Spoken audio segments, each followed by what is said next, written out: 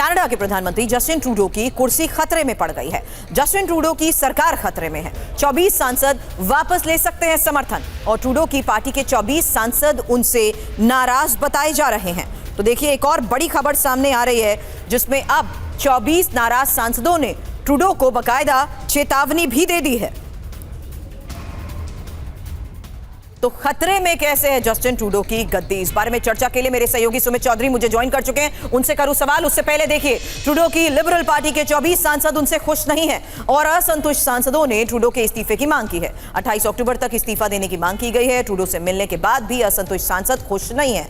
Trudeau पहले से ही अल्पमत की सरकार चला रहे हैं और सांसदों ने बगावत की तो ट्रूडो को इस्तीफा तक देना पड़ सकता है। ये सवाल इस लिहाज से भी अब सुमित समझा दीजिए क्योंकि भारत के खिलाफ उनके जो सुर थे, पार्टी के भीतर इस्तीफे का दबाव, चुनाव में हार की आशंका और भारत के बहाने सत्ता पर बने रहने की फिराक में ट्रूडो थे, अब ये उसी का सबूत है। देखिए, बिल्कुल अगर आप देखें कि ट्रूडो की मुश्किलें लगातार इसलिए भी बढ़ती जा रही है क्योंकि अभी हाल ही में जो बाई इलेक्शंस हुए थे उनमें उनकी पार्टी को बहुत ज़्यादा शिकस्त या फिर आप कह सकते हैं हार का सामना करना पड़ा। वहाँ भी जहाँ पर लेबर पार्टी बहुत मजबूत मानी जाती थी, उन इलाकों में भी वो हारे। दूसरा सबसे इंपॉर्टेंट बात यह है कि वो लगातार जो पोल्स हुए हैं उसमें उनकी जो पॉपुलैरिटी है, जो उनकी एक्सेप्टेंस है, वो अब 63% से घटकर अब करीब 27-28% रह गई है और लगातार कंजर्वेटिव पार्टी इसी बेसिस के ऊपर आगे बढ़ती जा रही है। ये लेबर पार्टी में बहुत बड़ा कंसर्न और उनकी लगातार आप कह सकते हैं कि जो गलतियां फॉरेन पॉलिसीज में हुई है उसको लेकर भी बहुत ज्यादा उन्हीं की पार्टी में नाराजगी। 28